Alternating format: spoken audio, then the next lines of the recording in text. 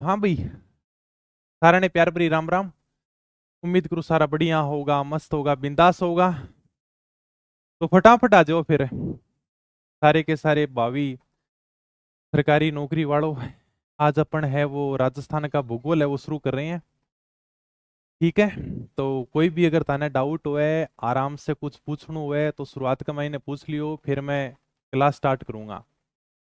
मैं के बाद में कमेंट में बहुत कम देखूंगा और एकदम शानदार तरीकों अपन राजस्थान को भूगोल है वो पढ़ांगा। एकदम बिल्कुल जीरो लेवल से शुरू करांगा भाई। हाँ,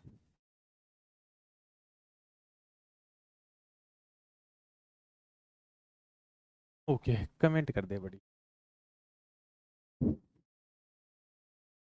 हाँ, ठीक है। ओके भाई, सारा ने राम राम भाई। तो स्वागत है सबको अपने राजस्थान भूगोल की सीरीज के अंदर। और सबसे जो अपना पहला टॉपिक है ना, उसका नाम है राजस्थान का सामान्य परिचय। और मैंने तुम्हें कहा था कि राजस्थान का सामान्य परिचय पढ़ने से पहले तुम ईमानदारी से थोड़ा बहुत मैप भर के देखना। मुझे ये बताओ कि किसी ने मेरी बात माननी है कि नहीं मानी। थोड़ा बहुत तो मान के आए होगे। कहाँ सर, हम थोड़ा बहुत तो मैप भर कर आए हैं क्या? जिलों के बारे में पता होना चाहिए, क्योंकि सामान्य परिचय है वो इसी के ऊपर चलेगा पूरा का पूरा। तो ये अपना सबसे पहला टॉपिक आता है, राजस्थान का सामान्य परिचय। करूं फिर मैं क्लास को स्टार्ट? है बाद में मैं कमेंट नहीं देखूंगा भाई। ठीक है। हाँ, ओके। बढ़िया तरीके से तैयारी करना, जितना पढ़ाऊं उसका साथ साथ में रिवीजन करते रहना। और कंटिन्यू जरूर रखना, क्योंकि अगर साथ साथ में पढ़ते रहोगे तो चीजें याद हो जाएंगी। 10 दिन बाद में उठा के देखोगे तो सब कुछ भूल जाओगे। तो चीजों का रिवीजन बहुत जरूरी है, और रिवीजन करने के लिए ही आपको एकदम शॉर्ट नोट्स दिए गए हैं। समझा मैं दूंगा, पढ़ने का काम तुम्हारा है भाई। ठीक है, चलो। यानी कि राजस्थान का सामान्य परिचय अपन स्टार्ट करते हैं। तो सबसे पहले अपन राजस्थान का नामकरण देखते हैं। आज हमारा जो क्षेत्र है वो राजस्थान के नाम से जाना जाता है। लेकिन क्या पहले भी इसे राजस्थान कहते थे? नहीं। ऋग्वेद में हमारे राजस्थान को ब्रह्मवर्त कहा गया है। और रामायण के अंदर वाल्मीकि ने इसे मरुकांतार कहा है। सबसे पहले आप ये देखो, ऋग्वेद में राजस्थान को ब्रह्मवर्त कहा गया है। ऋग्वेद यानी कि सबसे प्राचीन वेद। और इस प्राचीन वेद में हमारे राजस्थान के लिए ब्रह्मवर्त शब्द का प्रयोग किया गया है। सर, ब्रह्मवर्त का अर्थ क्या होता है? ऐसा क्षेत्र जिसे देवी देवताओं ने बसाया हो, और जहां पर सरस्वती और दसवती नदी बहती हो। मतलब ये हमारा राजस्थान है, इस प्रकार का ही राजस्थान। और इस राजस्थान के ऊपर से एक नदी बहा करती थी जिसका नाम था सरस्वती नदी। सरस्वती नदी वर्तमान में विलुप्त हो चुकी है। कहते हैं कि सरस्वती नदी के स्थान पर वर्तमान में घग्गर नदी बह रही है। एक नदी बहती थी जिसका नाम था दसवती नदी, जिसे वर्तमान में क्या कहते हैं? यमुना नदी कहते हैं। तो इन दोनों के बीच में जो क्षेत्र था ना, उस क्षेत्र को ब्रह्मवर्त कहा गया, जिस क्षेत्र को देवी देवताओं ने बसाया है। ये बात कहां पर की गई है? ये बात की गई ऋग्वेद में। रामायण वाल्मीकि जी ने लिखी है, और वाल्मीकि जी अपनी रामायण में हमारे राजस्थान के लिए मरु कांतार शब्द का प्रयोग करते हैं। सर, ये मरु कांतार, इसका अर्थ क्या हुआ भाई? यानी कि मरुस्थल वाला क्षेत्र। ये थोड़ी सी बातें ध्यान होगी। नॉर्मल सा मैंने बताया है कि ऋग्वेद में राजस्थान को ब्रह्मवर्त कहते हैं। रामायण के अंदर वाल्मीकि जी ने हमारे राजस्थान के लिए मरु कांतार शब्द का प्रयोग किया है। यानी कि ये जो क्षेत्र है राजस्थान वाला, ये मरुस्थल वाला क्षेत्र है। फिर मैंने लिखा कि सबसे प्राचीन लिखित उल्लेख बसवंतगढ़ शिलालेख में मिलता है। सबसे प्राचीन की मैं बात कर रहा हूं भैया। ये तो चलो ऋग्वेद के अंदर चर्चा है, रामायण के अंदर वाल्मीकि जी ने भी चर्चा की है। लेकिन अगर अपन बात करें कि सर कोई उल्लेख यानी कि कोई पत्थर के ऊपर लेख लिखा हुआ है क्या, तो वो है बसवंतगढ़ शिलालेख, जो सिरोही के अंदर मिला है। इसमें हमारे राजस्थान के लिए राजस्थानी आदित्य शब्द मिलता है। तीन बातें बताई हैं, नॉर्मल सी बात, इसमें कोई इतना वो नहीं है कि सर और भी ज्यादा समझाओ क्या। फटाफट दोबारा से रिपीट कर देता हूं। ऋग्वेद में राजस्थान को ब्रह्मवर्त कहा गया है। रामायण के अंदर वाल्मीकि जी ने इस क्षेत्र को मरुकांतार कहा है। अगर कोई सबसे प्राचीन लिखित उल्लेख मिला है किसी शिलालेख में, तो वह था बसवंतगढ़ शिलालेख। जो कहां पर है, सिरोही के अंदर है। इसमें राजस्थान के लिए राजस्थानी आदित्य शब्द मिलता है। ठीक है, ओके ओके भाई। अब बात करते हैं थोड़ी सी अंग्रेजों की। ये तो हमने नॉर्मल यानी कि वेदों की बातें की है भाई। जॉर्ज थॉमस यानी कि जॉर्ज थॉमस पहला व्यक्ति था जिसने इस भूभाग के लिए राजपुताना शब्द का प्रयोग किया था। जॉर्ज थॉमस की एक पुस्तक है जिसका नाम है military memoirs of mister George Thomas, जो 1805 में विलियम फ्रैंकलिन के द्वारा प्रकाशित की गई है। यानी कि जॉर्ज थॉमस पहला व्यक्ति है जिसने इस भूभाग के लिए राजपुताना शब्द का प्रयोग किया। इसका उल्लेख कहां पर मिलता है, जॉर्ज थॉमस की एक पुस्तक है military memoirs of mister George Thomas. ये आपके सामने पुस्तक अभी देख लो। तो पहला व्यक्ति जिसने इस भूभाग के लिए राजपुताना शब्द का प्रयोग किया। सर इसने प्रयोग कहां पर किया था, कोई ना कोई पुस्तक तो होगी। हाँ सर, इसका उल्लेख अपने को मिलता है इनकी पुस्तक military memoirs of mister George Thomas, जो 1805 में विलियम फ्रैंकलिन के द्वारा प्रकाशित की गई थी। ठीक है, राजपुताना यानी कि जॉर्ज थॉमस जब राजस्थान आता है ना, तब ये देखता है यार यहाँ पर तो राजपूत राजाओं का राज है, इसलिए इसने इस क्षेत्र का नाम ही राजपुताना रख दिया था। राजपुताना मतलब राजपूत राजाओं का क्षेत्र। ठीक है, और इसके बाद में अंग्रेज हमारे राजस्थान के लिए राजपुताना शब्द का प्रयोग करते थे। तो अंग्रेजों ने भी बाद में इस भूभाग का नाम क्या रखा था, राजपुताना रखा था। ठीक है, ओके। अभी तक मैंने जो तुम्हें बातें बताई है ना, इनमें थोड़ा बहुत इंपॉर्टेंट ये है कि राजस्थान के लिए सबसे पहले राजपुताना शब्द का प्रयोग किसने किया था, तो वो था जॉर्ज थॉमस। ये अपने को थोड़ा सा ध्यान रखना है। और इसके बाद में सबसे इंपॉर्टेंट जो बार बार एग्जाम में पूछा जाता है वो है कर्नल जेम्स टोड वाला। बेका ऋग्वेद में ब्रह्मवर्त कहा गया है, रामायण के अंदर वाल्मीकि जी ने मरु कांतार कह दिया, बसंतगढ़ शिलालेख के अंदर इसके लिए राजस्थानी आदित्य शब्द मिल जाता है। इसके बाद में जॉर्ज थॉमस इस भूभाग के लिए राजपुताना शब्द का प्रयोग करता है, लेकिन अभी तक राजस्थान शब्द नहीं आया। अगर कोई हमारे भूभाग के लिए सबसे पहले राजस्थान शब्द का प्रयोग करता है उसका नाम है colonel James Tod. Colonel James Tod के बारे में हम विस्तार से साहित्य में पढ़ेंगे। कला संस्कृति में जब मैं तुम्हें साहित्य पढ़ाऊंगा तब इनके बारे में पढ़ेंगे भी। तो कर्नल जेम्स टोड है वो अपने यहाँ पर पॉलिटिकल एजेंट बनकर आया था। सर ये पॉलिटिकल एजेंट क्या होते हैं, सारी की सारी बातें अपने इतिहास में पढ़ चुके हैं। कर्नल जेम्स टोड आता है, एक पुस्तक लिखता है जिसका नाम था एनालस एंड एंटीक्विटीज ऑफ राजस्थान। और इस पुस्तक के अंदर कर्नल जेम्स टोड हमारे राजस्थान के लिए राजस्थान शब्द का प्रयोग कर देता है। पता नहीं कितनी बार एग्जाम में सवाल पूछा गया है, बहुत बार। यानी कि अगर नामकरण से सवाल आएगा तो कर्नल जेम्स टोड वाला आएगा, ज्यादा संभावना इसी की है। सिंपल सा पूछते हैं, राजस्थान के लिए राजस्थान शब्द का प्रयोग सबसे पहले किसने किया था। वे कहते देखो अलग अलग नाम मिल रहे थे, लेकिन अब हमारा जो राजस्थान नाम है ना वो सबसे पहले कर्नल जेम्स टोड लेकर आते हैं। इनकी एक पुस्तक थी जिसका नाम था एनालस एंड एंटीक्विटीज ऑफ राजस्थान। एक मिनट में फोन को क्या है कि थोड़ा मैं साइलेंट ही कर देता हूं, बार बार में फोन आ रहे हैं। हाँ ठीक है, समझ गए यहां तक। ये थोड़ा सा नामकरण के बारे में मैंने चर्चा की थी, तो ये बहुत इंपॉर्टेंट है। राजस्थान के लिए सबसे पहले अगर किसी ने प्रयोग किया था उनका नाम था कर्नल जेम्स टोड, जिनकी पुस्तक का नाम था the एनालस and antiquities of Rajasthan. ये आपके सामने पुस्तक भी दिखाई दे रही है आपको, annals and antiquities of Rajasthan. Colonel James Tod की पुस्तक है, विलियम फ्रैंकलिन के द्वारा, विलियम क्रूक के द्वारा प्रकाशित की गई थी। ठीक है, और ये आपके सामने कर्नल जेम्स टोड है। सिंपल सा क्वेश्चन इतना ही पूछेगा, राजस्थान के लिए सबसे पहले राजस्थान शब्द का प्रयोग किसने किया था। यहां तक कोई दिक्कत नहीं है, सारी की सारी बातें समझ में आ गई। आगे चलूं, ओके कुछ पूछना है।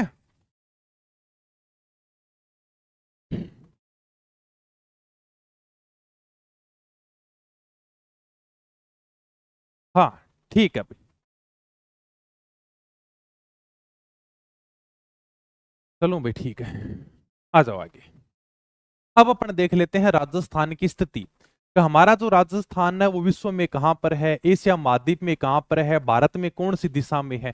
यहां पर कई बार एग्जाम में क्वेश्चन पूछे जाते हैं। अगर मैं बात करूं विश्व या ग्लोब के अंदर राजस्थान कौन सी दिशा में है, ये आपके सामने पूरा का पूरा विश्व है। पूरी तो पृथ्वी कैसी है, गोल है।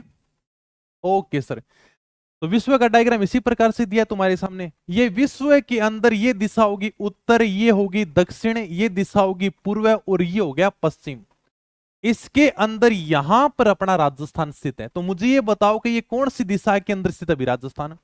विश्व के अंदर बात करें तो विश्व में राजस्थान उत्तर पूर्व दिशा में है, और उत्तर पूर्व दिशा को क्या बोलते हैं? ईशान कोण भी बोलते हैं। ये विश्व के अंदर राजस्थान की स्थिति है। फिर बात करते हैं एशिया महाद्वीप में राजस्थान कौन सी दिशा में स्थित है।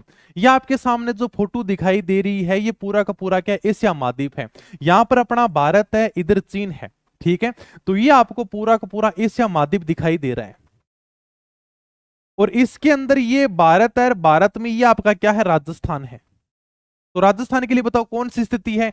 ये सर दक्षिण, ये पश्चिम। इसको दक्षिण पश्चिम भी बोल सकते हैं, इसको पश्चिम दक्षिण भी बोल सकते हैं, एक ही बात है। देखिए जैसे उत्तर पूर्व बोल दो या फिर पूर्व उत्तर बोल दो, इसको दक्षिण पश्चिम बोल दो या फिर पश्चिम दक्षिण बोल दो। इस कोण को बोलते हैं नैऋत्य कोण। तो एशिया महाद्वीप में राजस्थान की जो स्थिति है वो है दक्षिण पश्चिम। विश्व के अंदर या ग्लोब के अंदर राजस्थान की स्थिति है उत्तर पूर्व है। यहां तक कोई दिक्कत नहीं, नॉर्मल से यानी कि राजस्थान की अपन स्थिति देख रहे हैं। अब भारत में बात कर लेते हैं। सर भारत का तो सबको ही पता है कि भारत में राजस्थान कौन सी दिशा में है? भारत में राजस्थान उत्तर पश्चिम दिशा में है, जिसे वायव्य कोण बोलते हैं। यह आपका भारत के संदर्भ में राजस्थान रहा। ये दिशा उत्तर हो गई, ये दक्षिण हो गई, ये पूर्व हो गया, ये पश्चिम हो गया। यहां पर अपना राजस्थान स्थित है। ये कौन सी दिशा है? उत्तर पश्चिम। नॉर्मल सी बात बताइए। ओके भाई, नामकरण देख लिया, राजस्थान की हमने स्थिति देख ली। अक्षांश और देशांतर के मामले में बात करें तो अक्षांशीय दृष्टि से राजस्थान आता उत्तरी गोलार्ध में। सर ये अक्षांश क्या होते हैं, देशांतर क्या होते हैं, अभी बताता हूं मैं तुम्हें, आराम से समझ लेना, बहुत इंपॉर्टेंट अक्षांश और देशांतर। समझ गए तो आराम से बढ़िया तरीके से समझ में आ जाएगा, नहीं तो बाद में फिर घूमते रहना भाई। अक्षांशीय दृष्टि से राजस्थान उत्तरी गोलार्ध में है, देशांतरी दृष्टि से राजस्थान पूर्वी गोलार्ध में है। सर समझे नहीं, यानी कि अक्षांश अभी मैं बताता हूं। अगर अक्षांश की बात करें तो राजस्थान उत्तरी गोलार्ध में है, और अगर देशांतर की बात करें तो राजस्थान पूर्वी गोलार्ध में है। तो ये अक्षांश क्या होते हैं, देशांतर क्या होते हैं, अभी इसके बारे में थोड़ी सी बातें कर लेते हैं। ये अपनी पृथ्वी है भाई, सबको दिखाई दे रही है। इस पृथ्वी के ऊपर आपको कुछ रेखाएं दिखाई दे रही हैं। एक तो यानी कि इस प्रकार से रेखा दिखाई दे रही है, हाँ सर, और एक यानी कि आपको खड़ी रेखाएं दिखाई दे रही हैं। अब इनमें से सर अक्षांश कौन सी है, देशांतर कौन सी है, और हमने पृथ्वी के ऊपर ये रेखाएं खींची क्यों हैं? जब भी आप यानी कि इस प्रकार का ग्लोब लेकर आते हो तो आपको इस प्रकार की रेखाएं देखने को मिल जाती हैं। हालांकि वास्तव में कोई पृथ्वी को ऊपर रेखा नहीं है। तुम जाकर कह दो सर मुझे दिखाओ कि कर्क रेखा कहां से गुजरती है, जैसे हम पढ़ते हैं कि कर्क रेखा बांसवाड़ा से गुजरती है। तुम कह दोगे सर बांसवाड़ा से दिखाओ तो सही कहां से गुजर रही है। क्या केवल ये काल्पनिक रेखाएं हैं, हमने इनकी कल्पना की है। कल्पना क्यों की है, ये रेखाएं क्यों खींची गई हैं, अक्षांश देशांतर क्यों आया, ऐसी क्या जरूरत पड़ेगी अपने को, इनके बारे में बात करेंगे। अक्षांश की सबसे पहले बात कर लेते हैं सर, इसमें से कौन सी रेखाएं अक्षांश कहलाती हैं। अब देखो सब देखो, ये खुद ही बता देगा भाई अक्षांश। यानी कि ये आपको पृथ्वी दिखाई दे रही है, और पृथ्वी के अंदर ये हो गया उत्तर दिशा, ये होगी दक्षिण दिशा, ये होगी पूर्व दिशा, और ये होगी पश्चिम दिशा। ठीक है सर। ए कैसे लिखा जाता है सर? ऐसे लिखा जाता है। आपको इस प्रकार से जो रेखाएं दिखाई दे रही हैं, ये रेखाएं अक्षांश रेखाएं हैं। मतलब पृथ्वी के ऊपर पूर्व से पश्चिम या फिर पश्चिम से पूर्व है, तो ग्लोब के ऊपर जो रेखाएं खींच रखी है ना, इनको हम क्या कहते हैं? अक्षांश रेखाएं कहते हैं। यानी कि आपको ये जो रेखाएं दिखाई दे रही है ना, ये रेखा, ये सारी की सारी अक्षांश रेखाएं भाई। ठीक है, इस प्रकार से जो पृथ्वी के ऊपर रेखाएं होती हैं इनको अक्षांश रेखाएं कहते हैं। हालांकि तुमसे परिभाषा कोई नहीं पूछेगा एग्जाम में कि बताओ भी अक्षांश रेखा किसे कहते हैं, क्योंकि तो बच्चों वाला सवाल है। लेकिन फिर भी समझना जरूरी है भाई, जब तक इन चीजों को नहीं समझोगे तब तक तुम्हारा एकदम बेस कमजोर होगा, क्योंकि चीजें समझ में नहीं आएंगी फिर। तो ये जो पृथ्वी के ऊपर रेखाएं इनको क्या कहते हैं? अक्षांश रेखा कहते हैं। दिशा कौन सी है? पश्चिम से पूर्व या फिर पूर्व से पश्चिम। सिंपल सी परिभाषा बनती है कि पृथ्वी के ऊपर पश्चिम से पूर्व ग्लोब के ऊपर जो हमने काल्पनिक रेखाएं खींच रखी हैं, इन्हें क्या कहते हैं? अक्षांश रेखा कहते हैं। तो देशांतर क्या हो जाएगा? देशांतर उत्तर से दक्षिण हो जाएगा। ये जब पश्चिम से पूर्व या पूर्व से पश्चिम है, तो इसी प्रकार से दो दिशा और रह गई, उत्तर से दक्षिण, यानी कि ये जो खड़ी रेखाएं हैं ना, इनको हम क्या कहते हैं? देशांतर रेखा कहते हैं। समझ में आया? उत्तर से दक्षिण के मध्य जो ग्लोब के ऊपर काल्पनिक रेखाएं होती हैं, उसे क्या कहते हैं? देशांतर रेखा कहते हैं। काल्पनिक रेखाएं हैं, हमने केवल कल्पना की है। जैसे कहते हैं ना कि गणित के अंदर का माना राम के पास में 100 रुपए हैं, तो इस प्रकार से केवल इनकी कल्पना की गई है। तो सर हमने कल्पना की क्यों भी? हमें अक्षांश देशांतर रेखाओं की जरूरत क्यों पड़ी? क्या देखो, पृथ्वी बहुत बड़ी है और इसके ऊपर हमने इसको बराबर भागों के अंदर बांटा है अक्षांश रेखाओं के माध्यम से। अक्षांश के द्वारा हम दूरी की गणना कर सकते हैं। जैसे मान लो कि पूरी की पूरी पृथ्वी गोल है और अपना राजस्थान यहां पर स्थित है भाई, ठीक है। अब अपने को पता करना हो यार कि अपने राजस्थान से ऑस्ट्रेलिया कितनी दूरी पर है, तो कैसे पता करेंगे? ये दूरी कैसे आएगी? अक्षांश रेखाओं के माध्यम से हमें दूरी का पता चलेगा। राजस्थान से अमेरिका कितनी दूर है? अगर किसी भी अन्य का अपने को दूरी का पता करना होता ना, इसलिए हमने पृथ्वी के ऊपर अक्षांश रेखाएं खींची हैं। अक्षांश रेखाओं के द्वारा हम दूरी की गणना करते हैं। और देशांतर सर ये क्यों खींची है? चलो आपने ये तो बता दिया कभी अक्षांश रेखाओं के द्वारा हम दूरी की गणना करते हैं, भी हमें पता चल जाएगा हाँ सर इन दो अक्षांश रेखाओं के बीच में 111 किलोमीटर की दूरी है, यानी कि प्रत्येक दो अक्षांशों के बीच में 111 किलोमीटर की दूरी होती है। तो हमें पता चल जाएगा हाँ यार का 5 देशांतर के बाद में दूसरा देश आ रहा है, तो यानी कि लगभग इतनी दूरी होगी। क्या दूरी की गणना होती है अक्षांश रेखाओं के द्वारा। तो सर देशांतर के द्वारा हम समय की गणना करते हैं। समय कैसे? यानी कि अभी जैसे मान लो कि अपने 6:35 हो रहे हैं, ठीक है। अपने को अगर ये पता करना हो यार कि अमेरिका में क्या समय हो रहा है, तो अपन आराम से देशांतर के द्वारा पता कर सकते हैं। अभी मैं तुम्हें आगे चीज समझाता हूं, कम समय की गणना किस प्रकार से करते हैं, एक देशांतर को पार करने में कितना समय लगता है। अभी तुम्हारे रीट एसएसटी के अंदर ये सवाल भी आया था, मैंने पिछली बार भी पढ़ाया था सेम टू सेम, और ये सवाल तुम्हारे एसएसटी के अंदर देखने को भी मिला था। तो ये बताओ क्या तुम्हें नॉर्मल सी बातें समझ में आ गई क्या? अब सर यानी कि पृथ्वी के ऊपर कितनी अक्षांश होती हैं, कितनी देशांतर होती हैं, कितनी रेखाएं हैं सर? ये अक्षांश कितनी है, देशांतर कितनी है? अगर मैं बात करूं ग्लोब के ऊपर कुल अक्षांश रेखाओं की संख्या, तो यानी कि कुल अक्षांश रेखाएं 179। चलो फिर मैं आगे चलता हूं, ये समझ में आ गई क्या तुम्हारे? अक्षांश के द्वारा दूरी की गणना होती है, देशांतर के द्वारा समय की गणना होती है, ठीक है।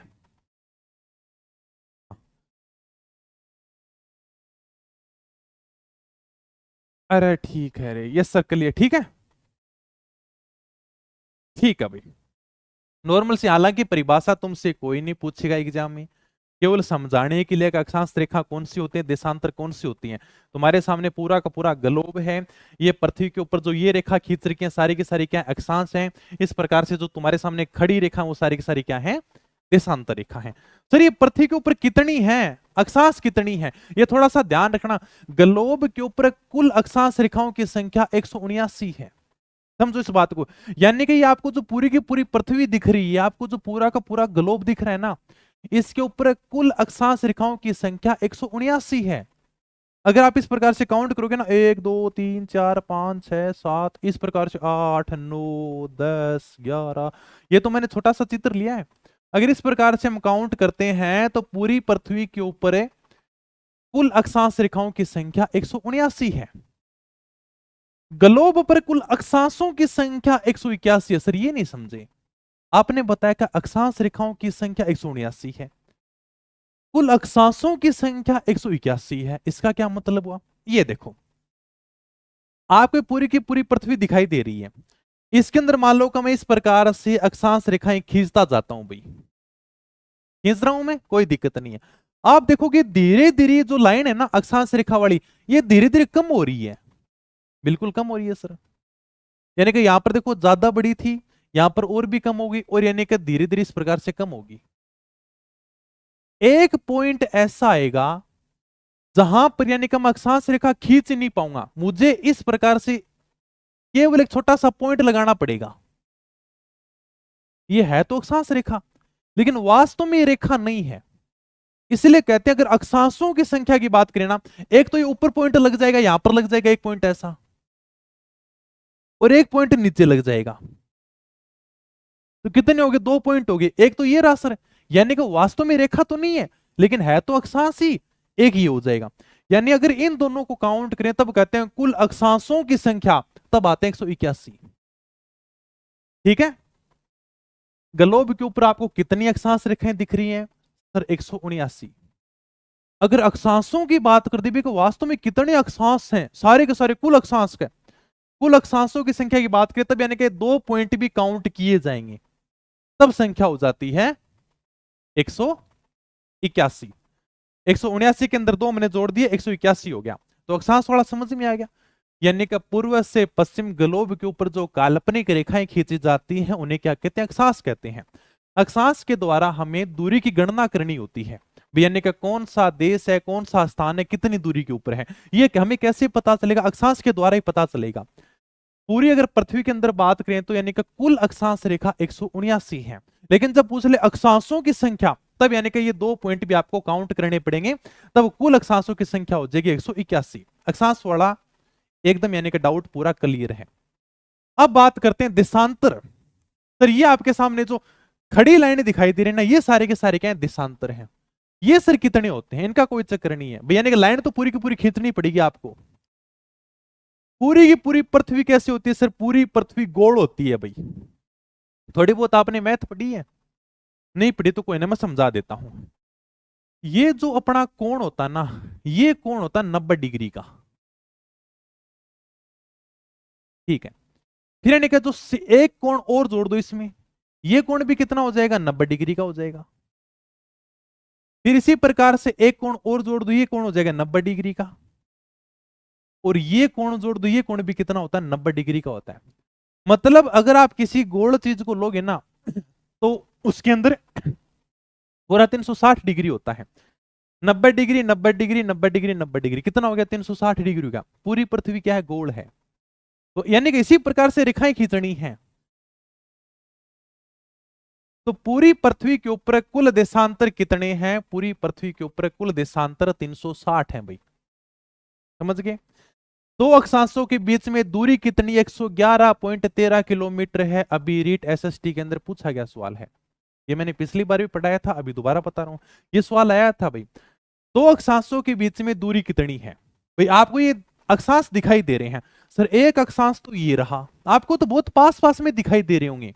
हमने वास्तव में इनकी बड़ी दूर तुलना की है भाई, हमने समान भागों में बांटा है इनको। तो वास्तव में दो अक्षांशों के बीच में दूरी कितनी है? तो दो अक्षांशों के बीच में दूरी है 111.13 किलोमीटर। इसी प्रकार से अगर देशांतर की बात करें, सर देशांतर के बीच में दूरी कितनी है? तो ये आपके सामने देशांतर है, तो देशांतर के बीच में दूरी है 111.32 किलोमीटर। ठीक है, ये यानी कि अभी रीट एसएसटी के अंदर पूछा गया सवाल था। नॉर्मल सी बात है। बताओ अक्षांश देशांतर तुम्हारे समझ में आ गए क्या? अब यानी कि हमने थोड़ा बहुत अक्षांशों को कुछ नाम भी दिया है, उसके बारे में बातें करते हैं। हाँ, समझ में आ गया क्या? अक्षांश रेखा क्या होती हैं, देशांतर रेखा क्या होती हैं, अक्षांश रेखाएं हमने क्यों खींची हैं, दूरी की गणना करने के लिए, और देशांतर रेखाओं के द्वारा हम समय की गणना करते हैं, वो अभी मैं आगे बताऊंगा समय की गणना किस प्रकार से करते हैं। पीडीएफ मैं आपके ऊपर डला दूंगा भाई। हाँ, बताओ समझ में आ गया क्या? अगर किसी का कोई भी डाउट हो तो भी पूछ सकता भी आराम से, सर हमारी ये बात समझ में नहीं आई है, कोई भी बात पूछ सकता है। बहुत अच्छी सुविधा मिल रही है, घर पे बैठकर तुम आराम से, तुम्हारा कोई भी डाउट है क्लास से संबंधित है, बाकी और कोई बातें वो मत करना भाई। हाँ, ये क्वेश्चन सही था मेरा, बहुत बढ़िया। मैंने पिछली बार भी बताया था, ये 10 महीने पहले जब मैंने ज्योग्राफी पढ़ाई थी उसके अंदर भी कराया था, और ये सवाल आया भी था भाई। तो तुम्हारे सवाल पूछे गए सारे के सारे मैं बता दूंगा साथ साथ में किस प्रकार के सवाल आए हैं। तो बहुत इजी सवाल था, तुम ये मत समझना कि वाह सर हमने बहुत बढ़िया सवाल कर दिया। ये नॉर्मल सा सवाल था, बच्चों वाला सवाल था, हम थोड़ा सा बिल्कुल बेस मजबूत करते जा रहे हैं। अक्षांश समझ में आ गया, देशांतर समझ में आ गया। अब यानी कि देखो ये वही पूरी की पूरी पृथ्वी है, इस प्रकार का डायग्राम आपको किताब में भी देखने को मिला होगा। ये देखो पूरी की पूरी अपनी वही पृथ्वी है। अब यानी कि हमने क्या किया, सबसे पहले जो बीच से अक्षांश रेखा खींची ना, उसको हमने थोड़ा सा कुछ नाम दे दिया ताकि हमें ध्यान में रहे। यानी कि एकदम बीच में अगर हम पृथ्वी के बीचों बीच कोई रेखा खींचते हैं, उस अक्षांश रेखा को हमने नाम दिया भूमध्य रेखा।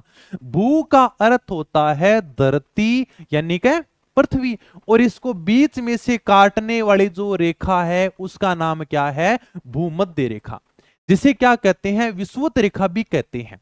सर ये कितनी है? ये 0 डिग्री अक्षांश रेखा है। इसको हमने नाम क्या दिया भाई साहब? इसको नाम दिया 0 डिग्री अक्षांश रेखा। हमने क्या किया कि ये जो पूरी की पूरी पृथ्वी है ना, इसको हमने सबसे पहले बिल्कुल एकदम बीच से काट दिया। भी वैसे नहीं काटा, केवल काल्पनिक रेखा है। हमने कहा कि देखो ये जो रेखा होगी ना, इसका नाम होगा भूमध्य रेखा। मतलब भू यानी कि धरती के एकदम बीच से गुजर रही है, इसको नाम दिया भूमध्य रेखा। फिर हमने इसको 2 भागों में कर दिया धरती को। इसको हमने नाम दिया उत्तरी गोलार्ध, यानी कि ये किधर है सर? उत्तर दिशा में है। भैया यानी कि पृथ्वी का पॉइंट है उत्तर ध्रुव है, और ये पृथ्वी का पॉइंट है दक्षिण ध्रुव है। क्योंकि ऊपर वाली दिशा कौन सी होती है? उत्तरी दिशा, और ये कौन सी होती है? दक्षिणी दिशा। तो यानी कि जब हम ऊपर की तरफ जाएंगे ना, तो इन रेखाओं को हम कहेंगे उत्तरी अक्षांश रेखा, उत्तर की तरफ जा रहे हैं। और जब हम नीचे की तरफ आएंगे तो हम इनको कहेंगे दक्षिणी अक्षांश रेखा, दक्षिण की तरफ आ रहे हैं। समझ में आ गया? पूरी पृथ्वी है, इसके ऊपर खूब सारी अक्षांश रेखा है। हम जो 3-4 इंपॉर्टेंट है उनकी बात कर लेते हैं। सबसे पहले हमने जो बीच से रेखा गुजरी उसको हमने नाम दिया 0 डिग्री भूमध्य रेखा, जिसको हम क्या कहते हैं? विषुवत रेखा भी कहते हैं। ठीक है। फिर इसके ऊपर से यानी कि 2 रेखा गुजरती हैं। एक तो ये रेखा गुजरती है 23.5 डिग्री, और एक ये रेखा गुजरती है 23.5 डिग्री। दोनों गुजरती हैं, ये भी 23.5 डिग्री है, ये भी 23.5 डिग्री है। जो ऊपर वाली है उसको हमने नाम दे दिया कर्क रेखा। तो ये कौन सी होगी? यानी कि 23.5 डिग्री उत्तरी अक्षांश रेखा, क्योंकि ये देखो उत्तर में है। ये जो रेखा है वो किधर है? उत्तर में है, और ये जो रेखा वो किधर है? दक्षिण में है। सिंपल सा आता है कि कर्क रेखा किसे कहते हैं? 23.5 डिग्री। ध्यान रखोगे, 23.5 डिग्री ऊपर है, 23.5 डिग्री नीचे है। अगर आप उत्तर की तरफ जाओगे, ऊपर की तरफ जाओगे, उसे कहेंगे कर्क रेखा। ऐसे याद कर लेना सर, कै सबसे पहले आता है? तो कर्क रेखा ऊपर होगी, मकर रेखा नीचे होगी। मकर रेखा अपने से गुजरती नहीं, क्योंकि अपन तो किधर है? उत्तरी गोलार्ध में है हम। यानी कि हमारा तो राजस्थान है ना, इधर है, ऊपर है। तो हम यानी कि उत्तरी गोलार्ध में है, ऊपर है, तो हमारा मकर रेखा से कोई लेना देना नहीं है। तो हमारे राजस्थान से तो कर्क रेखा गुजरती है। तो कर्क रेखा किसे कहते हैं? 23.5 डिग्री उत्तरी यानी कि उत्तरी गोलार्ध में, उत्तरी अक्षांश, मतलब अक्षांश रेखा ही तो है ये। हाँ सर अक्षांश रेखा। उत्तरी अक्षांश रेखा को क्या कहते हैं? कर्क रेखा कहते हैं। हाँ, अरे भाई किताब नहीं आई, फोन कर ले यार, मत कॉपी पेस्ट कर, है ना? फोन कर ले, अभी फोन कर ले तू, ठीक है? ठीक है, ओके। 23.5 डिग्री उत्तरी अक्षांश रेखा को क्या कहते हैं? कर्क रेखा कहते हैं। 23.5 डिग्री दक्षिणी अक्षांश रेखा को क्या कहते हैं? मकर रेखा कहते हैं। हाँ, अरे भाई देखो, पढ़ना तो पढ़ लियो, मैं नहीं ब्लॉक करूंगा, हकीकत में ते मत कॉपी पेस्ट करो। क्यों इतनी बढ़िया क्लास ना खराब करना होते? तारे इतने कॉपी पेस्ट के चक्कर में मैं, अगर ताने कोई क्लास से संबंधित बात पूछनी हो तो आराम से पूछ लियो। बाकी सर कोई किताब नहीं आई, मैं कद ऑर्डर करी भाई मन को नहीं पता होते। आराम से हेल्पलाइन नंबर दे रखे बन के ऊपर फोन कर ले, वो बता देगा। ठीक है? ये फिर बार बार में और आज जाएगी 1-2 दिन का महीने, सबकी पूछने लग रही है, तारी भी आ जाएगी, फिर क्यों इतना कॉपी पेस्ट करके? थोड़ा सा तो सीन से रखो, इतना तो रखोगे हाँ यार के। अब ये देखो जेल पर रहेगा, एडमिट कार्ड कब आएंगे बताओ? ये चीजें क्लास में पूछने वाली है क्या? इतना भी मतलब ठीक है, मैं कमेंट 1 मिनट बंद ही कर देता हूँ, तुम चलते रहना। ये अक्षांश देशांतर समझ लो, नहीं एडमिट कार्ड दे रह जाएगा।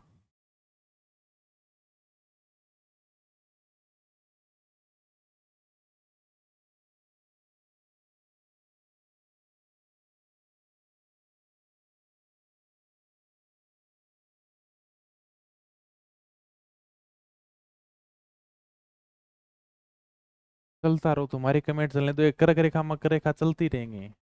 सब कहते हैं कि सर पढ़ने वाले हैं कहाँ पे, पढ़ाई करते कहाँ है, पढ़ने वाले तो है ही नहीं, इतनी बढ़िया क्लास।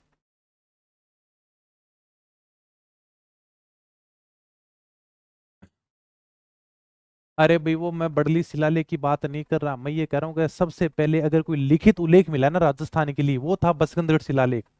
ठीक है, ओके, आ जाओ भाई। तो 23.5 डिग्री उत्तरी अक्षांश रेखा को हम क्या कहते हैं, 23.5 डिग्री उत्तरी अक्षांश रेखा को कर्क रेखा कहते हैं, और 23.5 डिग्री दक्षिणी अक्षांश रेखा को क्या कहते हैं, 23.5 डिग्री दक्षिण अक्षांश रेखा को मकर रेखा कहते हैं। ये उत्तरी अक्षांश है क्योंकि उत्तरी गोलार्ध में है, और ये आपकी दक्षिणी अक्षांश रेखा है क्योंकि ये दक्षिणी गोलार्ध में है। इनको हमने नाम दे दिया, तो अपने लिए तो कर्क रेखा मकर रेखा थोड़ी सी इंपॉर्टेंट है। 0 डिग्री भूमध्य रेखा है, 23.5 डिग्री दक्षिण अक्षांश रेखा को मकर रेखा कहते हैं, 23.5 डिग्री उत्तरी अक्षांश रेखा को कर्क रेखा कहते हैं। इसके बाद में 66.5 डिग्री उत्तरी अक्षांश रेखा को आर्कटिक व्रत कहा जाता है, और 66.5 डिग्री दक्षिणी अक्षांश रेखा को अंटार्कटिक व्रत कहा जाता है। ये थोड़ा सा ध्यान रखना। कटिबंध की मैं आगे बात करूंगा, जैसे राजस्थान कौन से कटिबंध में आता है, तो मैं कटिबंध की तुम्हें आगे और बढ़िया तरीके से समझा दूंगा।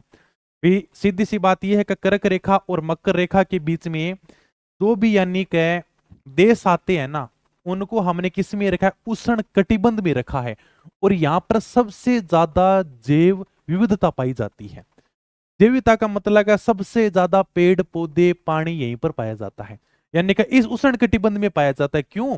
जैव विविधता वहीं पर पाई जाती है जहां पर सूर्य का प्रकाश होगा, और सूर्य का प्रकाश सबसे ज्यादा यहीं पर मिलता है। बाकी यहां पर नहीं है, उत्तरी ध्रुव और दक्षिण ध्रुव नहीं है, यहां पर तो बर्फ पड़ती है। जब यहां पर सूर्य का प्रकाश ही नहीं पहुंचेगा तो जैव विविधता कैसे पनपेगी भी? तो इसके पर थोड़ी सी बाद में अलग बात करेंगे। जैसे यानी कि इसको हमने उष्ण कटिबंध नाम दिया है। कर्क रेखा और आर्कटिक वृत्त के बीच में जो क्षेत्र आता है उसको हमने उत्तरी शीतोष्ण कटिबंध कहा है, इसको हमने दक्षिण शीतोष्ण कटिबंध कहा है, इनको हमने दक्षिण शीत कटिबंध कहा है, क्योंकि यहाँ पर तो हमेशा सर्दी पड़ती रहती है, सूर्य का प्रकाश बहुत कम पहुंचता है। तो ये नॉर्मल सी बातें मैंने बताई थी। ये आपके सामने डायग्राम है भी किताब के अंदर, आप थोड़ा सा और देख लेना। अब मैं बता देता हूं आगे। 0 डिग्री अक्षांश रेखा को भूमध्य रेखा या विषुवत रेखा कहते हैं। ये आपके सामने 0 डिग्री अक्षांश रेखा है, इसको मैंने क्या नाम दिया, भूमध्य रेखा। धरती को एकदम बीच से हमने काट दिया। भू यानी कि पृथ्वी के एकदम बीच से गुजरने वाली रेखा कौन सी है, भूमध्य रेखा, जिसे हमने क्या कहा, विषुवत रेखा भी कहा है।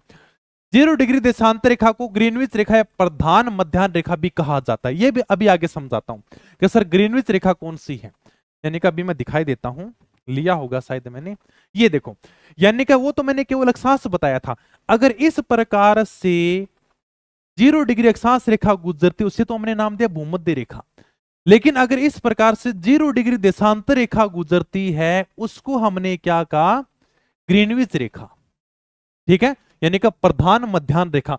इसी से सारे के सारे समय की गणना होगी, यह मैं अभी तुम्हें आगे और समझा दूंगा।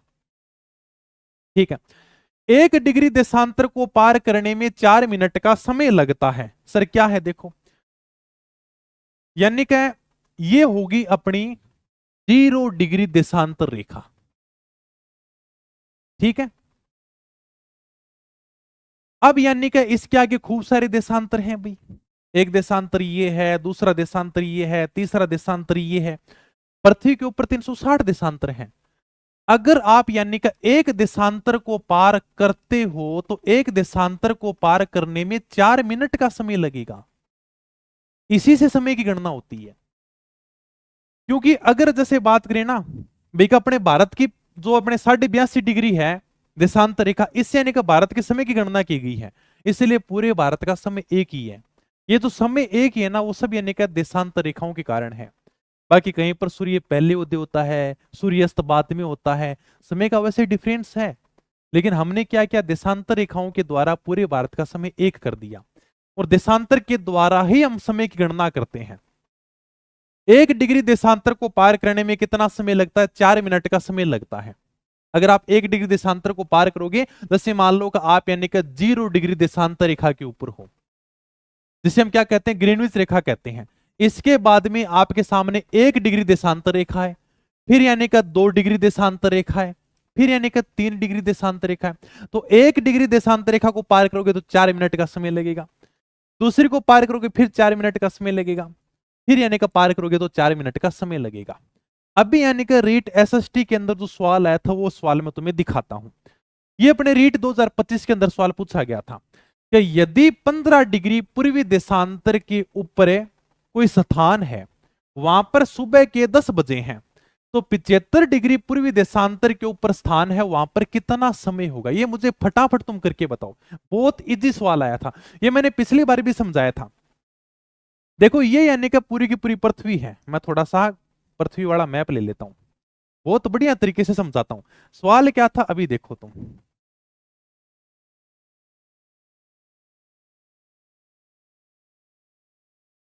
ये यानी कि क्या है, अपनी पूरी पृथ्वी है भाई। दिखाई दे रही है तुम्हें? ये थोड़ा सा सवाल को समझना, रेट में सवाल पूछा गया था। यदि 15 डिग्री पूर्वी देशांतर के ऊपर, मान लो ये तो देखो 0 डिग्री देशांतर रेखा गुजर रही है,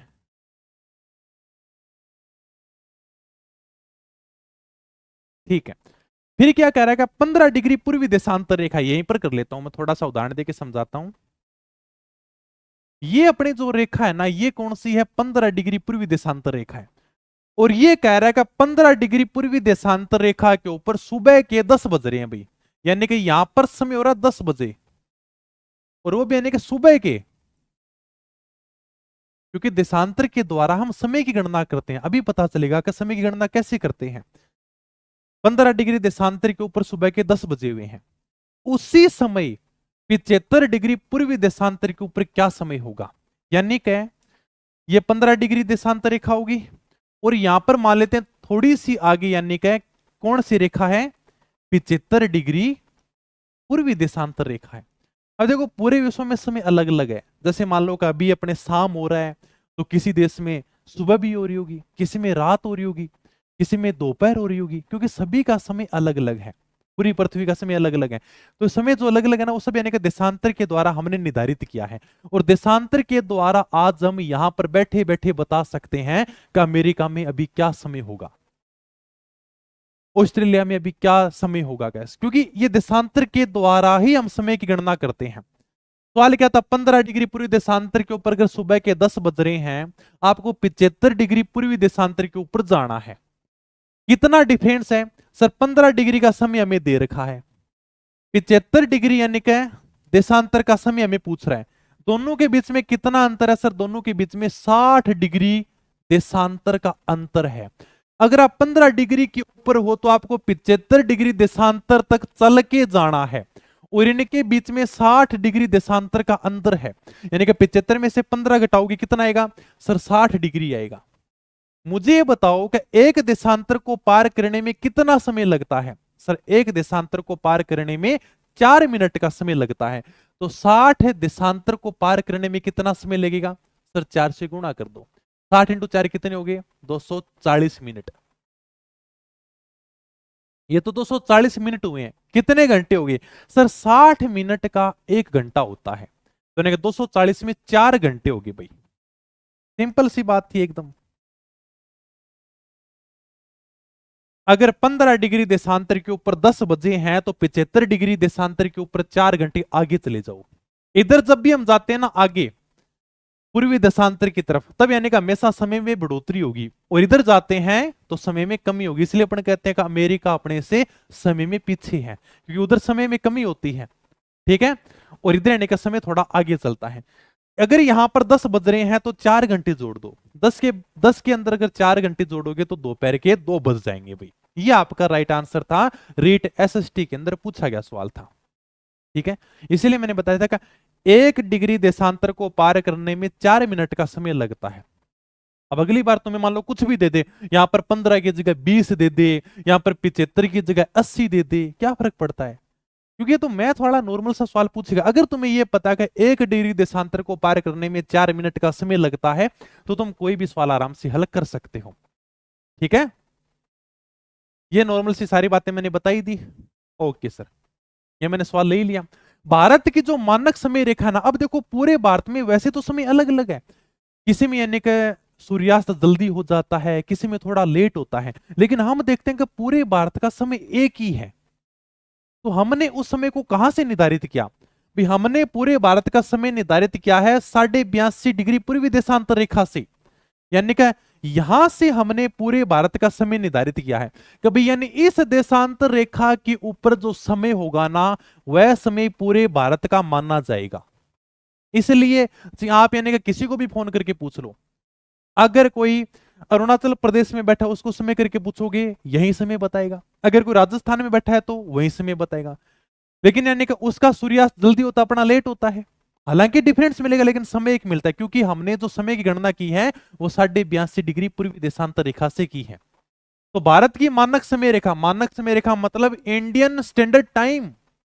तो भाई भारत में समय की गणना कहां से होगी? हमने कोई ऐसी रेखा को चूज किया है जिससे पूरे भारत का समय में पता चल जाए, तो वह भारत की मानक समय रेखा 82.5 डिग्री पूर्वी देशांतर रेखा, तो कहां से गुजरती है? प्रयागराज के निकटे नैनी स्थान से गुजरती है, मतलब यह उत्तर प्रदेश से गुजरती है। प्रयागराज का पहले नाम था इलाहाबाद, तो यहां से गुजरती है। ये उत्तर प्रदेश है और यहां पर प्रयागराज से यह रेखा गुजरती है। यहां पर जो समय होगा वह पूरे भारत का समय होगा, ठीक है। बाकी देख लो, क्योंकि देशांतर को पार करोगे तो 4 मिनट का समय लग ही जाएगा, तो अपन वैसे भी बैठे बैठे देख सकते हैं। तो प्रयागराज के निकट नैनी स्थान से गुजरती है। भारतीय मानक समय यानी कि Indian standard time Greenwich mean time यानी कि जीएमटी से 5 घंटे 30 मिनट आगे है। सर ये जीएमटी कौन सी है? ये यानी कि ग्रीनविच मीन टाइम 0 डिग्री देशांतर रेखा को हम क्या कहते हैं? जीएमटी कहते हैं, ग्रीनविच मीन टाइम कहते हैं। तो यानी कि यहां से अपने ग्रीनविच रेखा गुजर रही है, प्रधान मध्याह्न रेखा गुजर रही है, और यहां पर अपना लगभग यानी कि भारत है। तो भारत इस ग्रीनविच रेखा से कितना घंटे आगे है? 5 घंटा 30 मिनट आगे है। अगर यहां पर दोपहर के 12 बज रहे हैं तो यहां पर कितने यानी कि 5.5 घंटे आगे कर लोगे, यहां पर 5:30 बज जाएंगे शाम की का, यानी कि भारत इस रेखा से 5.5 घंटे आगे है। और जैसे जैसे अपन इस यानी कि पूर्वी गोलार्ध में जाते हैं ना, इधर इधर यानी कि समय बढ़ोतरी होगी। यहां पर जैसे मान लो कि 12 बज रहे हैं, यहां पर 1 बजेगा, 2 बजेगा, 3 बजेगा, 4 बजेगा, 5 बजेगा। अगर हम इधर आते हैं पश्चिमी गोलार्ध में तो समय में कमी होगी, यानी कि इधर देखो 12 बजे हुए, यहां पर 11 बजेगा, 10 बजेगा, 9, 8, 7, 6, 5, 4। अगर आप पूर्वी गोलार्ध में जाते हो तब समय में बढ़ोतरी होगी, अगर आप पश्चिमी गोलार्ध में आते हो तो समय में कमी होगी। अगर यहां पर 12 बज रहे हैं तो अगर यानी भारत तो पूर्वी गोलार्ध में है, भारत यहां पर है, यहां पर है भारत, तो यानी इधर जाओगे ना तो समय में बढ़ोतरी होगी। तो इससे हम 5.5 घंटे आगे हैं, और ये यानी कि पीछे चलेगा भाई। यहां पर 11 बजे होंगे, यहां पर 12 बजेंगे, 1, 2, 3, 4। इधर जाओगे तो समय में बढ़ोतरी होगी, इधर आओगे तो समय में कमी होगी। तो भारतीय मानक समय यानी कि जो इंडियन स्टैंडर्ड टाइम है ना, ये जो रेखा है ना भारतीय मानक समय, ये ग्रीनविच मीन टाइम मतलब जीएमटी। जीएमटी कौन से सर? ये यानी कि पूरे विश्व की 0 डिग्री देशांतर रेखा को हमने क्या कहा है? जीएमटी का है, ग्रीनविच मीन टाइम, प्रधान मध्याह्न रेखा। इससे यानी कि हम 5.5 घंटे आगे हैं, 5 घंटे 30 मिनट आगे हैं। अगर इस रेखा के ऊपर 12 बजेंगे तो अपने भारत में 5:30 बजेंगे, अगर यहां पर 1 बजेगा तो अपने 6:30 बजेंगे, मतलब हम इससे 5.5 घंटे आगे हैं। तो इधर आओगे तो समय में बढ़ोतरी होगी, अगर आप वापस इधर जाओगे तो समय में कमी होगी। जैसे 9, 10, 11, 12 यहां पर बजेंगे, 1, 2, 3, 4 ऐसे आगे बचेंगे, ठीक है। तो 1 डिग्री देशांतर को पार करने में 4 मिनट का समय लगता है। और जो पूरे भारत की समय गणना है, इंडियन स्टैंडर्ड टाइम है, वो यानी कि 82.5 डिग्री पूर्वी देशांतर रेखा को माना गया है। इसी से हम पूरे भारत के समय की गणना करते हैं। ओके भाई, समझ में आ गई चीज? चलो सर आगे। अब थोड़ी सी मैं बात कर लेता हूं कर्क रेखा की। वैसे मैंने समझा ही दिया कर्क रेखा क्या है। 23.5 डिग्री उत्तरी अक्षांश रेखा को क्या कहते हैं? हमें कर्क रेखा कहते हैं। कर्क रेखा भारत के 8 राज्यों से गुजरती है। गुजरात है, राजस्थान है, मध्य प्रदेश है, छत्तीसगढ़ है, झारखंड है, पश्चिम बंगाल है, त्रिपुरा, मिजोरम है। यहां से कर्क रेखा भारत के 8 राज्यों से गुजरती है। ये थोड़ा सा ध्यान रखना, यानी कि इंडिया जीके के हिसाब से ये अच्छा क्वेश्चन है। 23 डिग्री उत्तरी अक्षांश रेखा को कर्क रेखा कहते हैं। अभी मैंने समझाया था तुम्हें, देखो कर्क रेखा वाला ये, यानी कि ये जो 23.5 डिग्री उत्तरी अक्षांश रेखा है ना, इसको क्या कहते हैं? इसको कर्क रेखा कहते हैं। और ये 23.5 डिग्री दक्षिणी अक्षांश रेखा, इसको क्या कहते हैं? मकर रेखा कहते हैं। इसके बीच में जो देश आते हैं ना, उसको हमें उष्ण कटिबंध में रखते हैं, ठीक है। तो कर्क रेखा मकर रेखा मैंने समझा दी तुम्हें। 23 डिग्री 30 मिनट उत्तरी अक्षांश रेखा को कर्क रेखा कहते हैं। इसको 23 डिग्री कहते हैं, इसको 30 मिनट कहते हैं। तो 23 डिग्री 30 मिनट उत्तरी अक्षांश रेखा को कर्क रेखा कहते हैं। कर्क रेखा भारत के 8 राज्यों से गुजरती है। गुजरात है, गुजरात के आगे राजस्थान है, राजस्थान के आगे मध्य प्रदेश है, मध्य प्रदेश के आगे छत्तीसगढ़ है, छत्तीसगढ़ के आगे झारखंड है, झारखंड के आगे पश्चिम बंगाल है, पश्चिम बंगाल के आगे त्रिपुरा है, त्रिपुरा के आगे मिजोरम है। याद नहीं करना, रट्टा नहीं मारना, ट्रिक नहीं निकालनी। अगर आपके मैप ध्यान है तो मारने की ट्रिक जरूरत ही नहीं है। और इसी प्रकार से पूरा का पूरा राजस्थान चलेगा नक्शे पे। फिर ट्रिक किस किस के लिए कराओगे तुम ये बताओ। जब यानी का मैंने कहा ये लो रे भाई, करे रेखा गुजर गई, मैप ध्यान में, हाँ सर, यानी कि देखो सर, गुजरात है, गुजरात के बाद में राजस्थान है, फिर एमपी है, छत्तीसगढ़ है, झारखंड है, बंगाल है, त्रिपुरा है, मिजोरम है, बस यहां से यानी का करक रेखा गुजरती है।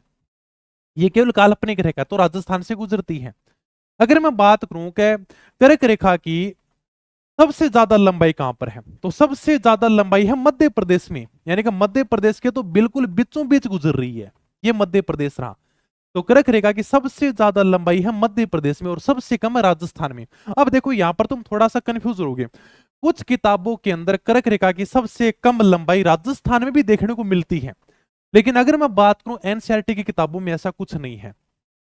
अगर फिर भी थोड़ा सा ध्यान रखना, जैसे मान लो कि कोई इंडिया लेवल का एग्जाम हो और वहां पर दे दे कि कर्क रेखा की न्यूनतम लंबाई कौन से राज्य में है, अगर राजस्थान नहीं हो ना तो आपको ऑप्शन है त्रिपुरा देखने को मिलेगा, अगर त्रिपुरा नहीं हो तो राजस्थान देखने को मिलेगा। तो दोनों में कंफ्यूजन वाला मामला है। हालांकि प्रमाणिक किताबों में इसकी जानकारी नहीं है, लेकिन लगभग जो किताबें कर्क रेखा की लंबाई सबसे कम बताती हैं वो त्रिपुरा के अंदर बताती हैं। ठीक है, तो ये थोड़ा सा ध्यान रखना, त्रिपुरा भी ध्यान रखना और थोड़ा सा राजस्थान भी ध्यान रखना भाई।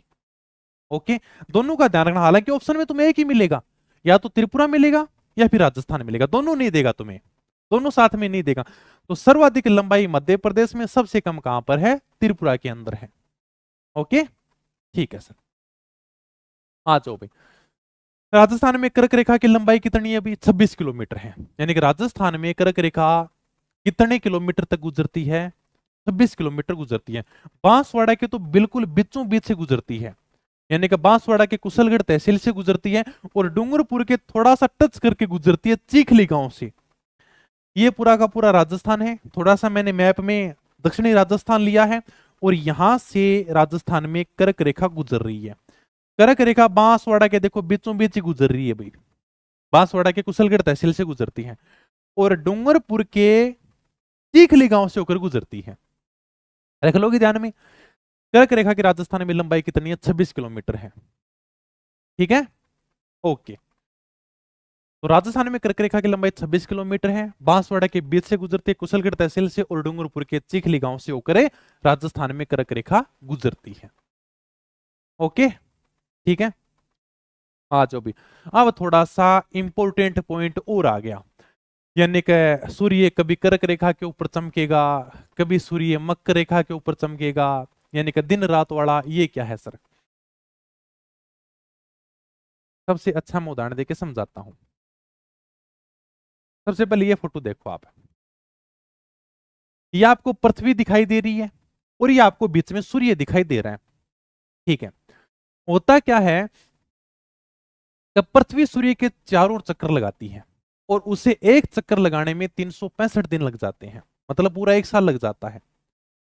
ये बीच में तो सूर्य है और ये पृथ्वी है, कभी यहां पर होगी, कभी यहां पर होगी, कभी यहां होगी, कभी यहां होगी। लेकिन दो स्थिति ऐसी आएगी जब यानी कि सूर्य का प्रकाश पृथ्वी के ऊपर बराबर पहुंचेगा। कौन कौन सी सर, ये रही, यानी कि सूर्य एकदम बीच में है तो एक स्थिति तो ये आ गई और एक ये आ गई, यानी कि ये अंडाकार कक्षा में चक्कर लगाती है, सूर्य के चारों ओर इस प्रकार से घेरा बनाती है। और जब यानी कि पृथ्वी सूर्य के चारों ओर एक चक्कर पूरा कर लेती है तो उसे 365 दिन लग जाते हैं, मतलब एक साल वो कंप्लीट हो जाता है। अब इसकी थोड़ी सी बात कर लेंगे भी, बिल्कुल यानी कि अंडाकार कक्षा में घूमेगी। देखो इस प्रकार से अंडे क्या करती में घूमती है, नहीं कि गोल घूमेगी, गोल नहीं घूमती, अंडाकार कक्षा में घूमती है। कभी यानी कि कर्क रेखा के ऊपर सूर्य आएगा, कभी मकर रेखा के ऊपर आएगा और कभी यानी कि भूमध्य रेखा के ऊपर आएगा, वो अपने को देखना है अभी। अब आ जाओ तुम, अब ये देखो पूरी की पूरी पृथ्वी है, ये मैंने तुम्हें बता दिया, ये मैं मान लेता हूं कि कर्क रेखा है, ये आपको थोड़ा सा दिखाई दे रहा है, यानी कि 21 जून को सूर्य कर्क रेखा के ऊपर चमकेगा। अब ये थोड़ा सा देखो भी तुम, इसको मैं मान लेता हूं कर्क रेखा। ये यहां पर मैंने राजस्थान का मैप लिया है, ये क्या है, कर्क रेखा। इसको मैं मान लेता हूं भूमध्य रेखा, और इसको मैं क्या मान लेता हूं, मकर रेखा मान लेता हूं भाई। अब देखो, अभी मैंने क्या बताया, 21 जून को सूर्य कर्क रेखा के ऊपर सीधा चमकता, इसे क्या कहते हैं, कर्क संक्रांति कहते हैं। जब यानी कि सूर्य 21 जून को कर्क रेखा के ऊपर आ जाएगा तो कर्क रेखा के ऊपर बिल्कुल सीधा चमकेगा, इसे हम क्या कहेंगे, इसे हम कर्क संक्रांति कहेंगे। अभी ये समझने वाली बात नहीं है। 21 जून को सबसे लंबा दिन और सबसे छोटी रात बनती है, ये बात समझो। यानी कि 21 जून को सबसे लंबा दिन बनेगा। अब मुझे ये बात बताओ, यानी कि ये अपना राजस्थान है, राजस्थान से कर्क रेखा गुजरती है, और जब यानी कि सूर्य 21 जून को कर्क रेखा के ऊपर होगा, जैसे मान लो कि आज 21 जून है और 21 जून को सूर्य यानी कि बिल्कुल ऊपर आ गया आज अपने, तो जब यानी कि सूर्य अपने ऊपर होगा तो ये बताओ कि सूर्य का प्रकाश भयंकर पहुंचेगा अपने पास में। जब सूर्य ऊपर ही होगा तो वो दिन बहुत बड़ा होगा और रात छोटी होगी, क्योंकि उस दिन सूर्य की किरणें अपने पास में ज्यादा पहुंची हैं। और यानी कि जब हमारे पास में सूर्य की किरणें ज्यादा पहुंचती हैं तो दिन तो बहुत लंबा होगा, तो सबसे लंबा दिन होता है, और रात यानी कि छोटी होती है, और परछाई उस दिन छोटी बनेगी। अब मुझे ये बताओ कि जब अपने सूर्य ऊपर चमकेगा तो क्या परछाई बनेगी, नहीं बनेगी सर, एकदम छोटी सी परछाई बनेगी अपने पैरों में। यकीन नहीं होता, आप दोपहर के 12-1 बजे बाहर निकलना, जब यानी कि सूर्य आपकी बिल्कुल ऊपर हो, तब आप देखना कि आपकी परछाई कितनी की बनेगी, एकदम छोटी सी परछाई बनेगी। तो 21 जून को जब यानी कि सूर्य इस प्रकार से कर्क रेखा के ऊपर होगा ना, हमारे ऊपर होगा, तो वो दिन बहुत बड़ा होगा, रात छोटी होगी और परछाई भी छोटी बनेगी। समझ गए? जब कोई चीज अपने ऊपर होगी तो सीधी सी बात है भाई साहब, भयंकर गर्मी होगी जून का महीना में, दिन लंबो होना ही है, और रात छोटी सी होगी क्योंकि सूर्य अपने ऊपर ही चमक रहा है। और जब कोई चीज अपने ऊपर चमकती है तो परछाई नहीं बनती, सबसे छोटी परछाई बनती है। 21 जून को सूर्य कर्क रेखा के ऊपर था, इसके बाद में सूर्य धीरे धीरे निकल दक्षिणायन होना प्रारंभ हो जाता है। 21 जून के बाद में सूर्य धीरे धीरे वापिस निकल नीचे आएगा और आ जाएगा भूमध्य रेखा के ऊपर सितंबर के महीने में। ये देखो, फिर ये मैंने डायग्राम दे रखा है किताब में, 21 जून को सूर्य कर्क रेखा के ऊपर चमकता है, फिर इसके बाद में सितंबर के महीने में सूर्य भूमध्य रेखा के ऊपर आ जाएगा, यानी कि 23 सितंबर को सूर्य यहां पर आ जाएगा। ये कौन सी तारीख होगी, 23 सितंबर। सितंबर के महीने में सूर्य यहां पर आ जाएगा भूमध्य रेखा के ऊपर, और जब सूर्य भूमध्य रेखा के ऊपर होगा तब दिन और रात बराबर बनते हैं, क्योंकि जब यानी कि सूर्य बीच में ना, तब सूर्य की किरणें बराबर पहुंचेंगी, यहां पर भी बराबर पहुंचेंगी, यहां पर भी बराबर पहुंचेंगी। अब यानी कि दिन रात बराबर बनेंगे, दक्षिणायन होना शुरू हो जाएगा। फिर यानी कि जाएगा इधर मकर रेखा के ऊपर, यानी कि 22 दिसंबर, ये देखो, यानी कि 22 दिसंबर को सूर्य चला जाएगा मकर रेखा के ऊपर, अब सूर्य पहुंचेगा मकर रेखा पर। अब यानी कि सूर्य यहां पर आएगा 22 दिसंबर को, ये है मकर रेखा, और मकर रेखा के ऊपर सूर्य यहां पर पहुंच गया। जब सूर्य मकर रेखा के ऊपर पहुंच जाता है तब अपने पास में सूर्य की किरणें नहीं पहुंचती हैं, इसलिए अपने सर्दी पड़ती है। अगर देखो जून को महीनों है, सूर्य आपने एकदम ऊपर चमकेगो तो सीधी सी बात है गर्मी पड़ेगी। और जब यानी कि सूर्य आपनो इतनो दूर चले हो कि सूर्य की किरण आपने तक पहुंचा ही को नहीं, देखो आप बहुत दूर हाँ, यानी कि सूर्य तो यहां पर, और ये यानी कि सूर्य की किरण जब हमारे पास में नहीं पहुंचेंगी तब हमारे सर्दी पड़ेगी। सूर्य जब हमारे ऊपर होगा तो गर्मी पड़ेगी। इसके बाद में सूर्य धीरे धीरे दक्षिणायन होना शुरू हो जाता है, मतलब दक्षिण दिशा की तरफ वो जाना शुरू कर देता है, और जैसे जैसे वो दक्षिण की तरफ जाएगा ना अपने गर्मी कम हो जाएगी। फिर यानी कि सितंबर के महीने में वो भूमध्य रेखा पर पहुंच जाता है, तो लगभग यानी कि आपका यार करना है तो सर्दी है ना गर्मी है क्या, ठीक है, सितंबर का महीना में। और जब यानी कि और भी वो धीरे धीरे नीचे जाएगा, जब वो मकर रेखा पर पहुंच जाएगा ना तब अपने पास में सर्दी पड़नी शुरू हो जाती है। दिसंबर को महीनों भयंकर ठंड पड़े, और जब 22 दिसंबर को सूर्य यहां पर होगा तो वह रात क्या होगी, बड़ी होगी। क्यों बड़ी होगी, क्योंकि सूर्य की किरणें हमारे पास में नहीं पहुंच रही हैं, दिन होगा छोटा, रात होगी बड़ी। ठीक है, तो ये अपना थोड़ा सा सारा का सारा खेल था।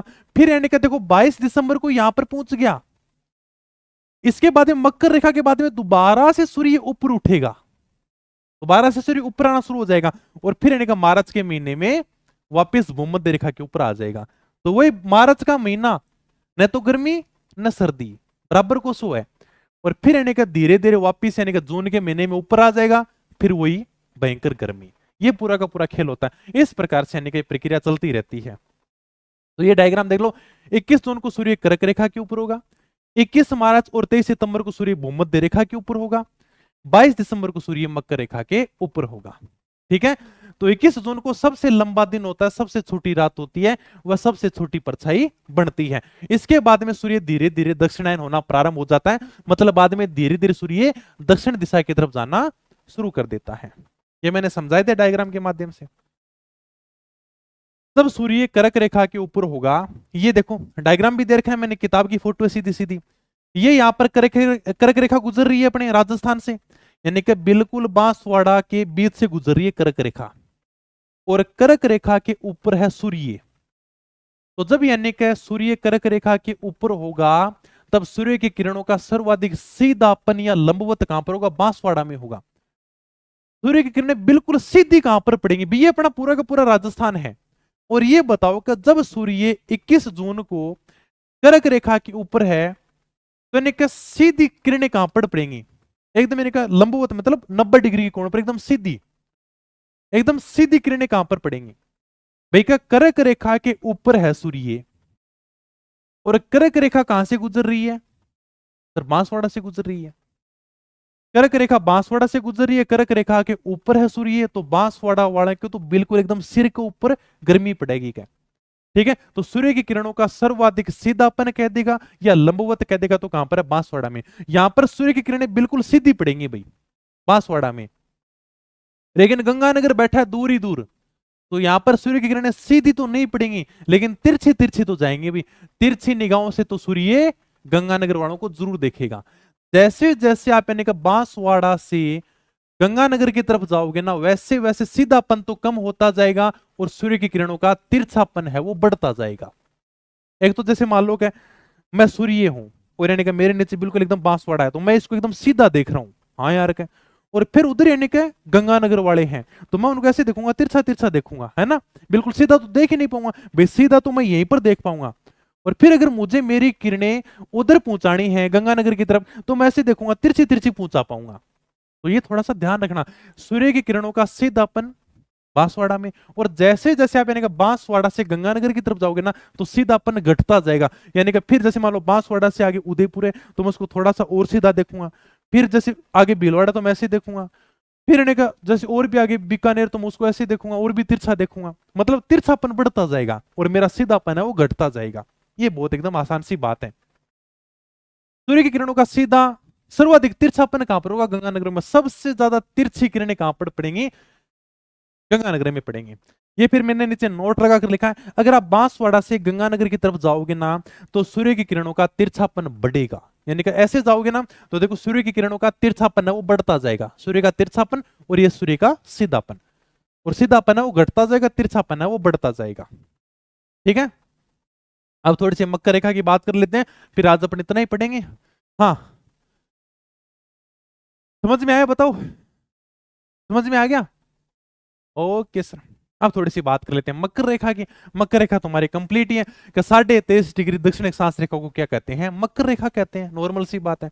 और 22 दिसंबर को सूर्य मकर रेखा के ऊपर सीधा चमकता है, और जब सूर्य मकर रेखा के ऊपर होगा, तो उत्तरी गोलार्ध में दिन छोटा बनेगा, रात बड़ी बनेगी। अभी मैंने बताया था ना, जब यानी कि सूर्य मकर रेखा के ऊपर चला जाएगा, जब सूर्य यहां पर होगा मकर रेखा के ऊपर, तब सूर्य की किरणें हमारे पास में नहीं पहुंच पाएंगी, और जब हमारे पास में नहीं पहुंचेंगी, तो क्या होगा? दिन छोटा बनेगा, रात बड़ी बढ़ेगी। ठीक है, ये लॉजिक होता है। बाकी तो कई की तो इसो लॉजिक देवे करो यार के तू ब्याह करे ना तो 22 दिसंबर ने करिए, रात बड़ी हो है, क्या लॉजिक?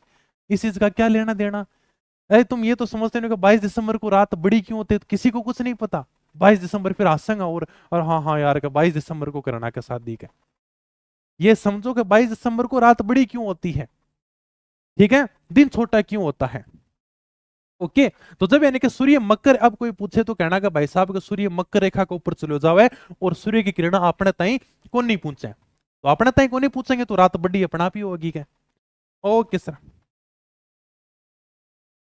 तो उत्तरी गोलार्ध में दिन छोटा होगा, रात बड़ी होगी, ये तो उत्तरी गोलार्ध की बात है। जैसे मान लो क्या हम किधर आते हैं, हम पर सर उत्तरी गोलार्ध में आते हैं। ये तो उत्तरी गोलार्ध है, ये दक्षिणी गोलार्ध है। उत्तरी गोलार्ध में तो सर्दी पड़ती है और दक्षिणी गोलार्ध में गर्मी पड़ती है, उल्टा सिस्टम है। जब हमारे गर्मी है यहां पर सर्दी होगी, जब यहां पर सर्दी होगी हमारे गर्मी होगी। ठीक है, ओके। इसलिए हमने इसको दो भागों में बांटा, उत्तरी गोलार्ध और दक्षिणी गोलार्ध। 21 मार्च जिसको हम क्या कहते हैं, बसंत विश्व भी कहते हैं। ठीक है, और यानी कि 23 सितंबर को क्या कहते हैं, शरद विश्व भी कहते हैं, यानी कि विषुवत रेखा। तो यानी कि 21 मार्च और 23 सितंबर को सूर्य वो मध्य रेखा के ऊपर होता है, विषुवत रेखा के ऊपर होता है। तो 21 मार्च को होगा तब यानी कि बसंत ऋतु होगी, 23 सितंबर को होगा तब यानी कि शरद ऋतु होगी। तो यानी कि बसंत ऋतु और शरद ऋतु, इस दिन सूर्य भूमध्य रेखा के ऊपर चमकता है और इस दिन क्या होंगे, दिन और रातें बराबर बनते हैं। जब सूर्य एकदम बीचों बीच आ जाएगा, जब यहां पर सूर्य होगा तो दिन और रात बराबर पड़ेंगे, क्योंकि सूर्य की किरण यहां पर भी बराबर जाएंगी, यहां पर भी बराबर जाएंगी। ठीक है, समझ गया ना सारा का सारा लॉजिक। तो दिन और रातें बराबर होते हैं।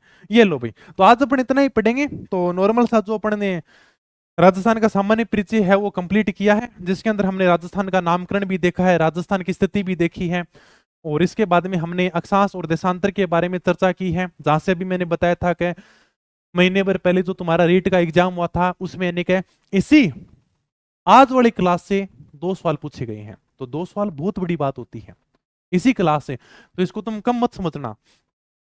और ये दोनों सवाल मैंने पहले भी पढ़ाए थे, अभी भी पढ़ा रहा हूं, तो इनको तुम देख लेना आराम से। और कल अपन है वो राजस्थान की जो स्थिति है, विस्तार है, उसके बारे में चर्चा करेंगे। ये क्यों लेने का नॉर्मल सा अक्षांश के बारे में बताया, देशांतर के बारे में बताया था। अब तुम्हारे ये नहीं रहेगा सर अक्षांश क्या होती है, देशांतर क्या होती है। हालांकि किताब का नाम ही है शॉर्ट नोट्स, बाकी चीजें सारी की सारी हैं इसी प्रकार से, same to same copy paste है ना। कहीं कोई लाइन मैंने छोड़ी तो नहीं है, या कहीं मैंने कोई एक्स्ट्रा लिखाई तो नहीं है, सेम वही बात है। तो तुम्हारे इसी प्रकार से समझ में आ जाएगा। हाँ ये है कि अलग से तुम्हें नोट्स बनाने की जरूरत नहीं पड़ेगी। अगर तुम्हारे पास में किताब है, इतने का रजिस्टर आएगा, इतने की किताब आ जाएगी, लिखने की मेहनत तुम्हें करनी नहीं है। ये कोशिश करो कि उसका हम रिवीजन ज्यादा कर सकेंगे। ठीक है, हैं आपने मक्का रखा, अरे भाई अच्छा मकरे वाले को समझ में नहीं आया क्या। भाई कह रहा है कि आपने 23.5 डिग्री कर्क रेखा बताई, 23.5 डिग्री मकर रेखा बताती, तो मैंने ये बात बताई थी ना भाई, यहां पर बताई थी मैंने, है ना। 23.5 डिग्री उत्तरी अक्षांश रेखा, यानी कि ये उत्तरी गोलार्ध है और ये दक्षिणी गोलार्ध है। 23.5 डिग्री बराबर है, ये भी 23.5 डिग्री है, ये भी 23.5 डिग्री है, लेकिन ये है उत्तरी गोलार्ध में, मतलब उत्तरी अक्षांश रेखा। अगर आ जाएगा कर्क रेखा किसे कहते हैं, 23.5 डिग्री उत्तरी अक्षांश रेखा को कर्क रेखा कहते हैं। मकर रेखा 23.5 डिग्री दक्षिणी अक्षांश रेखा को मकर रेखा कहते हैं।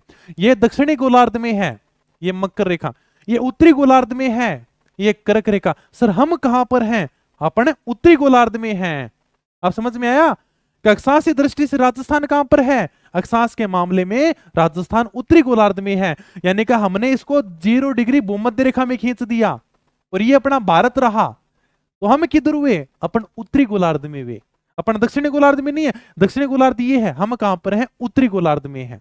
ठीक है, और देशांतरी दृष्टि से अगर देशांतर खींच दे तो हम यानी कि पूर्वी गोलार्ध में हैं, और जब यानी कि पूर्वी गोलार्ध में जाएंगे तो समय में बढ़ोतरी होगी, और जब हम पश्चिमी गोलार्ध में आएंगे तो समय में कमी होगी।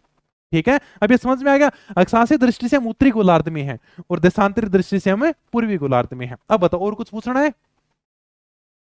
हाँ और बताओ, कंप्लीट है। चलो अब इतना है ना, तुम याद कर लेना साथ साथ में, बाकी किताब तुम्हें मिल ही जाएगी। और किसी ने ऑर्डर कर रखा है तो भाई थोड़ा सा ऑर्डर ज्यादा है तो थोड़ा सा इंतजार कर लेना, 1-2 दिन में पहुंच जाएगी सबके पास में। और फिर भी अगर तुम्हारा डाउट रहता तो फोन कर लेना, हेल्पलाइन नंबर के ऊपर है। ठीक है, किताब मतलब क्लास होने जिद थोड़ा सा कॉपी पेस्ट करता पर ठीक कौन लगा, क्योंकि इतनी बढ़िया चीजें चल रहे हैं। फिर सर हमारा एडमिट कार्ड कब आवेगा, सर मेरी किताब कब आवेगी, ये मुझे थोड़ी पता, ये देख कर बताएगा। तो वहां पर फोन कर लेना, वहां पर देख के बता देंगे भाई इतने दिन में पूछने वाली है, इतना टाइम और लगेगा क्या। फिर क्या समस्या आपकी एक की होती है, सारे डिस्टर्ब हो जाते हैं और कोई दिक्कत नहीं है। तो इसको बढ़िया तरीके से याद कर लेना। अगर इसको साथ साथ में पढ़ोगे ना तो 10 मिनट में याद हो जाएगी। अगर इसको 10 दिन बाद में उठाकर देखोगे ना तो फिर 20 दिन तक याद नहीं होगी। इसलिए साथ साथ में पढ़ते रहना, जितना भी पढ़ाऊं ना इसको याद कर लेना। ठीक है, समझ में आ गया? और भी कोई चीज पूछनी हो तो आराम से पूछ सको। चलो मिलेंगे फिर कल नई वीडियो में, तब तक धन्यवाद, थैंक यू, जय हिंद, जय भारत।